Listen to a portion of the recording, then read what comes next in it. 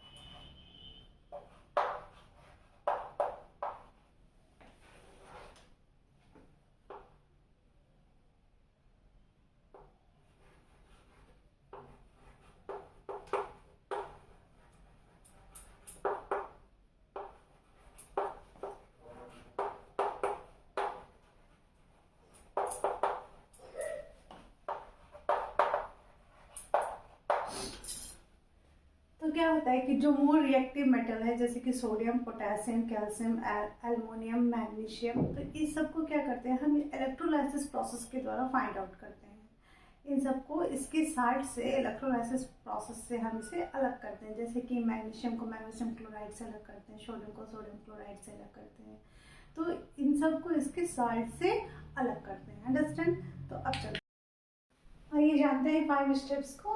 तो हम मेटलर्जी देख चुके थे। मेटलर्जी क्या होता है? Metallurgy is a process through which we obtain pure metal from its ore और मिनरल्स। ठीक है, मेटलर्जी एक प्रोसेस होता है जिसमें हमको प्योर मेटल्स की प्राप्ति होती है। किससे? उसके ओर या मिनरल्स से। ठीक, और में इम्प्योरिटीज भी मिक्स होता है, तो उस इम्प्योरिटीज को हटा के जो प्योर मेटल प्राप्त होती है उस प्रोसेस को ही हमको मेटलर्जी के नाम से जानते हैं। ठीक, अब मेटलर्जी को करने के लिए हमें स्टेप्स की तो ज़रूरत पड़ेगी। किस किस स्टेप्स की ज़रूरत पड़ेगी, हम क्या क्या करते हैं कि हमें प्योर और प्राप्त होता है। तो उसके लिए हमें जो है टोटल 5 स्टेप्स चाहिए।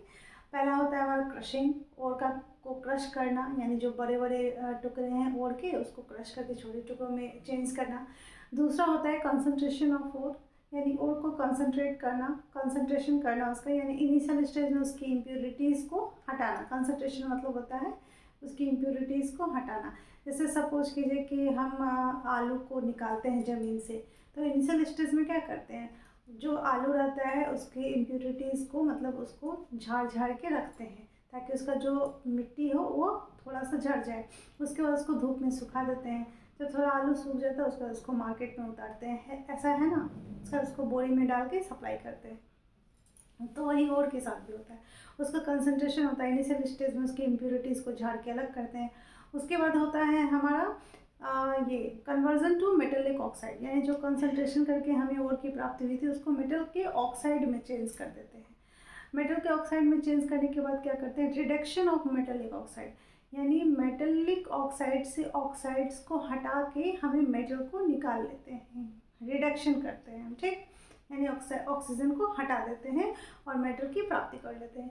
और फिफ्थ स्टेट में क्या करते हैं, हम उसका रिफाइनिंग करते हैं। जो हमें मेटल प्राप्त हुआ था रिडक्शन से, उसका फिर ये चेक करते हैं कि वो हमारा प्योर है या नहीं। तो लास्ट में एक बार रिफाइन कर देते हैं ताकि हमारा वो प्योर मेटल प्राप्त हो जाए। टोटल 5 स्टेप्स हैं। तो आइए 1 बाय 1 करके देखते हैं हम लोग स्टेप्स को। तो सबसे पहले क्या है, सबसे पहला है हमारा क्रशिंग ऑफ ओर्स नहीं लेते क्योंकि उसमें बहुत ज़्यादा पढ़ने को है नहीं और उससे क्वेश्चंस भी नहीं बनते। तो हमने जो लिया है वो है कंसंट्रेशन ऑफ ओर, यानी ओर को इनिशियल स्टेज में उसकी इम्प्योरिटीज़ को हटाना ही कंसंट्रेशन कहलाता है। ठीक, अब देखिए इसमें क्या है, टोटल 4 इसका स्टेप्स है। कंसंट्रेशन ऑफ ओर का 4 स्टेप है, यानी 4 अवस्था में इसको कंसंट्रेट किया जा सकता है। जैसे कि पहला है ग्रेविटी सेपरेशन या हाइड्रोलिक वॉशिंग। पहला क्या है, ग्रेविटी सेपरेशन या हाइड्रोलिक वॉशिंग। इसमें क्या करते हैं, तो जो ऑक्साइड्स होते हैं जनरली ग्रेविटी सेपरेशन में ऑक्साइड्स वाले ओर्स को कंसंट्रेट करते हैं। ठीक है, दूसरा है फोर्स फ्लोटेशन। फोर्स फ्लोटेशन में झाग के द्वारा इम्प्योरिटीज हटाते हैं और मेटल की ओर की प्राप्ति करते हैं।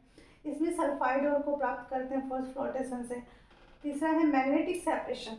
मैग्नेटिक सेपरेशन में जो मैग्नेट से अट्रैक्ट होने वाले मेटल हैं उसको, उसकी इम्प्योरिटीज़ को अलग करते हैं। ठीक है, हाँ, ओर को अलग करते हैं। चौथा है लीचिंग। लीचिंग जो है वो क्या है, उसमें केमिकल रिजेंट्स डाल के ऊपर से केमिकल सॉल्यूशन में उसको ओर को कंसंट्रेट करते हैं। जैसे कि लीचिंग में हम गोल्ड, सिल्वर, एल्युमिनियम इस सबको कंसंट्रेट करते हैं। अंडरस्टैंड। चलिए अब हम 1 बाय 1 करके देखेंगे कि ग्रेविटी सेपरेशन क्या है। आइए देखते हैं फोर्थ फ्लोटेशन प्रोसेस। तो हम स्टेप्स जानते हैं, आप खुद ही समझ जाइएगा। फोर्थ फ्लोटेशन प्रोसेस में क्या क्या करते हैं, सबसे पहले पाउडर्ड ओर लेते हैं, यानी ओर जो होता है उसे क्रश करके पाउडर बना लेते हैं। ठीक है, उसके बाद क्या करते हैं, वाटर प्लस पानी। पहले एक टैंक लेंगे। ठीक, अब इस टैंक में जो है हम पाउडर्ड ओर लेंगे। पाउडर्ड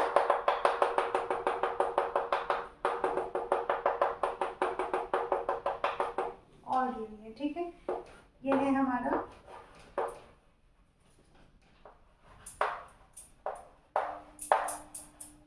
पाउडर ओर। ठीक है, ओर का पाउडर ले लिया। उसके बाद क्या करेंगे, इसमें वाटर मिलाएंगे। वाटर लेंगे और इसमें क्या करेंगे, पाइन ऑयल मिलाएंगे। वाटर और इसमें क्या करेंगे, पाइन ऑयल मिक्स करेंगे। और उसके बाद क्या करेंगे, इसे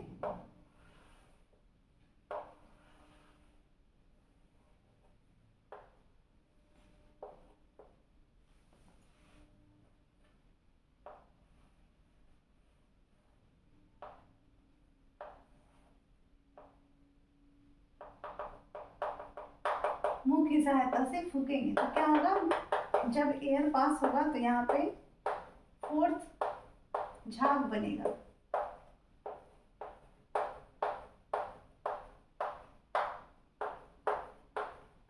झाग बनेगा और झाग के साथ क्या होगा, जो भी लाइटर पार्टिकल्स हैं वो फोर्थ के ऊपर चिपक जाएगा, आके झाग के साथ चिपक जाएगा। जो भी हल्का पार्टिकल्स है ओर का वो चिपक जाएगा और जो सेडिमेंटेशन है वो नीचे बैठ जाएगा, जो भारी पार्टिकल्स है वो नीचे बैठ जाएगा। इस तरह से हमें ओर की प्राप्ति हो जाएगी। ठीक, समझ में आ गया। नेक्स्ट पॉइंट की ओर चलते हैं हम लोग। तो फोर्थ फ्लोटेशन में हम देखते हैं कि हमें फोर्थ के द्वारा जो है ओर की प्राप्ति करते हैं। तो इसमें हमेशा हम लोग सल्फाइड ओर के साथ ये प्रोसेस करते हैं।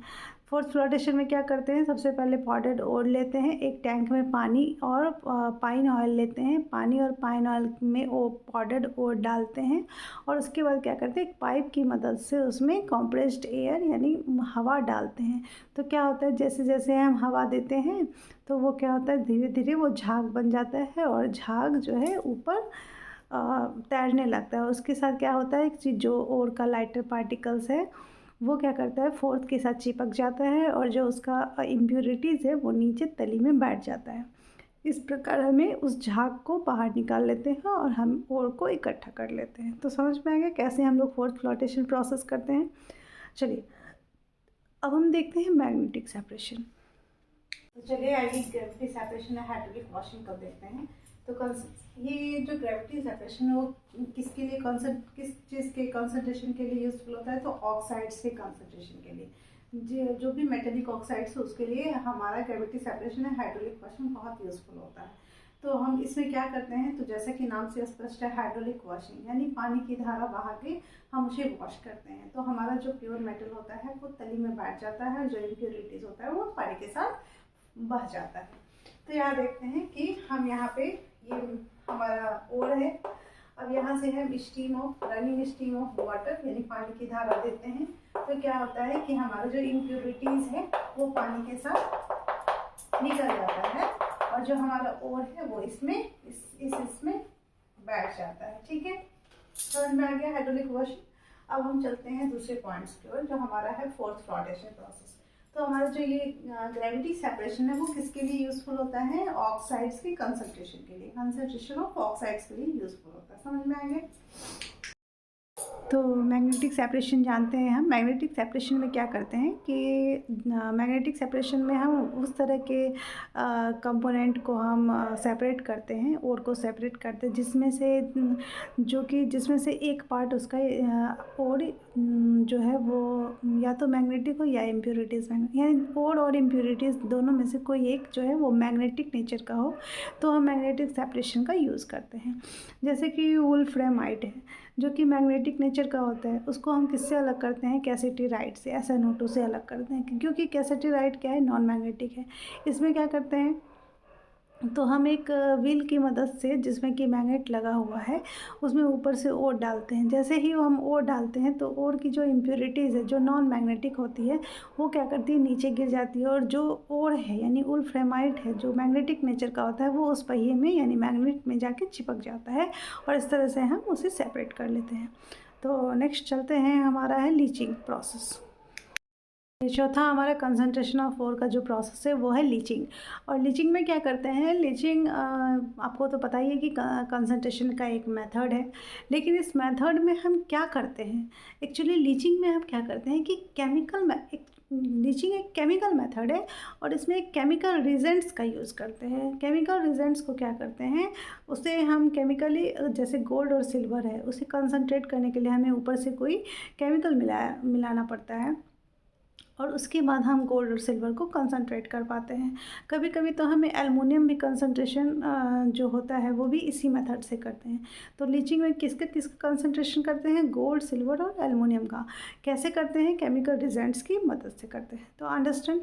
चलिए, अब हमारा जो थर्ड प्रोसेस है मेटलर्जिकल ऑपरेशन का वो है हमारा कन्वर्जन टू मेटेलिक ऑक्साइड्स। पहला था हमारा क्रशिंग ऑफ ओर, दूसरा था कंसंट्रेशन ऑफ ओर, तीसरा है कन्वर्जन टू मेटेलिक ऑक्साइड। यानी इन सब से जो हमें ओर की प्राप्ति हुई, gravity separation, leaching, hydraulic washing, fourth flotation, उसके बाद हम इसे क्या करते हैं? कन्वर्जन करते हैं। क्या किस चीज़ में? तो मेटेलिक ऑक्साइड में चेंज करते हैं। देखते हैं कैसे करते हैं।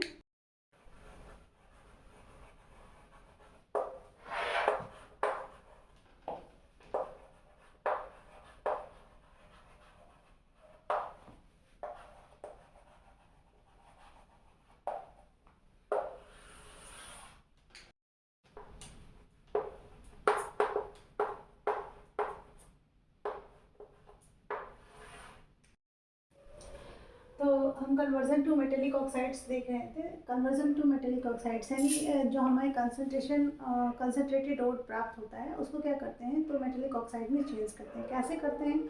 उसका दो प्रोसेस है। कन्वर्जन का दो प्रोसेस है, पहला है रोस्टिंग और दूसरा है हमारा कैल्सिनेशन। रोस्टिंग प्रोसेस है जिसमें हम एयर के प्रेजेंस में जो है उसे बहुत ज़्यादा एयर देते हैं, ऑक्सीजन देते हैं और उसके बाद उसको हीट करना स्टार्ट करते हैं। एयर के प्रेजेंस में उसको हीट देते हैं। और कैल्सिनेशन में जस्ट अपोजिट, एयर के एब्सेंस में उसको हीट देते हैं। तो आइए जानते हैं किस तरह से हमारा रोस्टिंग प्रोसेस होता है। और रोस्टिंग में एक और चीज़ है, सल्फाइड ओर को ऑक्साइड ओर में चेंज करते हैं। रोस्टिंग में क्या करते हैं कि कंसनट्रेटेड ओर जो होता है उसको हीट करते हैं, एक्सेस ऑफ एयर, बहुत ज़्यादा हवा के साथ उसको हीट करते हैं।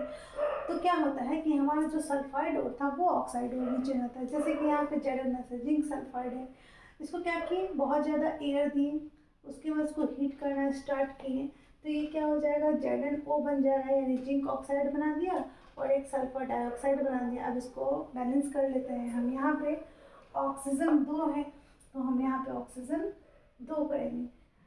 एक ये 2 है, ये 3 है, ये 3 है, तो हमारा क्या हो जाएगा?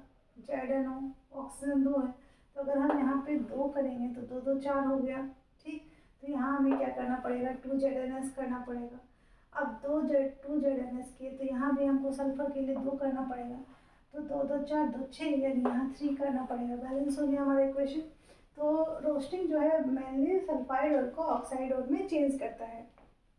कैल्सिनेशन इसके जस्ट अपोजिट है। कैल्सिनेशन में क्या करते हैं हम, तो जो हमारा कंसंट्रेटेड ओर होता है उसे हीट तो करते हैं, लेकिन एयर के एब्सेंस में करते हैं। जहाँ रोस्टिंग में एयर के प्रेजेंस में हीट कर रहे थे, वही कैल्सिनेशन में एयर के एब्सेंस में उसे हीट करते हैं। ठीक, तो यहाँ क्या होता है कि हमें एक रिवर बैरेटरी फर्नास लेना पड़ता है, जहाँ हमें एयर नहीं रहता है, वो एकदम बंद गुंबद की तरह, तो वहाँ एयर नहीं होता है और उसमें हमें उसे हीट करना पड़ता है।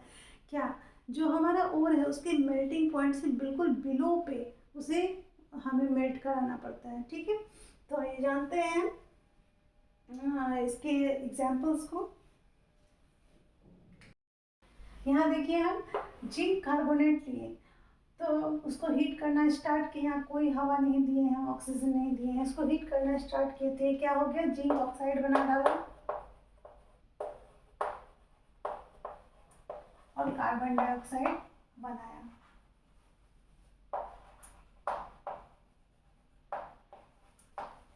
अब देखिए दोनों ही केस में बैलेंस है इक्वेशन, हाँ बैलेंस है। दोनों ही केस में क्या हो रहा है कि हमें ऑक्साइड की प्राप्ति हो रही है। रोस्टिंग में भी हमें ऑक्साइड ही मिल रहा था और कैल्सिनेशन में भी ऑक्साइड मिल रहा है, यानी कन्वर्जन टू मेटेलिक ऑक्साइड का ये प्रोसेस है, रोस्टिंग और कैल्सिनेशन। रोस्टिंग में हम क्या कर रहे थे कि हवा के प्रेजेंस में हीट कर रहे थे, और कैल्सिनेशन में हवा के एब्सेंस में हम कंपाउंड को हीट कर रहे थे। अंडरस्टैंड। चलिए अब हमारा जो अगला प्रोसेस है वो है रिडक्शन टू मेटेलिक ऑक्साइड, यानी मेटेलिक ऑक्साइड से किस तरह से उसके ऑक्सीजन को हटा के मेटल की प्राप्ति करते हैं। अब देखिए मेटल के रिडक्शन के लिए क्या करेंगे, तो हम जो है मेटेलिक ऑक्साइड लेंगे, मेटेलिक ऑक्साइड लेंगे। अब इसको क्या करेंगे, किसी भी एजेंट, कोई भी कैटलिस्ट या एजेंट लेंगे हम इसके साथ। ठीक है, तो चलिए मान लेते हैं हम कार्बन ले लिए। कार्बन क्या है आपको पता ही है, सॉलिड है। जिंक ऑक्साइड ले लिए हम और कार्बन ले लिए। अब इसको क्या किए हम, हीट करना स्टार्ट किए, तो ये क्या बन गया, जिंक मेटल बन गया और प्लस कार्बन मोनोऑक्साइड यानी गैस बन गया। ठीक है, इस तरह से हमें क्या हुआ, मेटल की प्राप्ति हो गई। लेकिन ये जो मेटल हमें मिला है ये अभी भी इम्प्योर है, इसको और प्योर करने के लिए हमें एक और प्रोसेस की ओर चलना पड़ता है। जी हाँ, वो है रिफाइनिंग ऑफ मेटल। तो हम मेटल का रिफाइनिंग करेंगे। ये रिडक्शन था, यानी ऑक्सीजन को हटा दिए हैं हम मेटल की प्राप्ति करने के लिए। लेकिन उसके लिए हमें क्या करना पड़ा है, हमें एक सुटेबल रेड्यूसिंग एजेंट का यूज करना पड़ा है।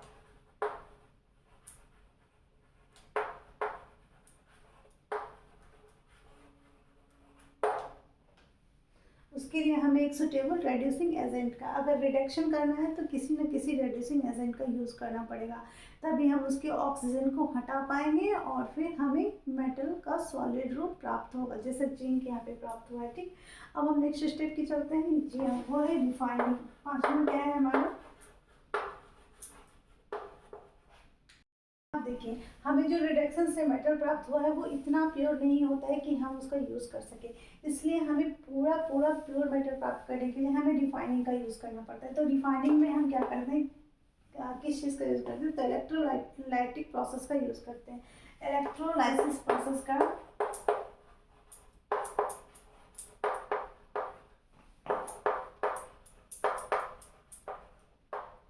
यूज़ करते हैं। ठीक है, तो हमें इस तरह से क्या होता है, प्योर मेटल की प्राप्ति हो जाती है। तो आपको हमारा सारा स्टेप समझ में आ गया।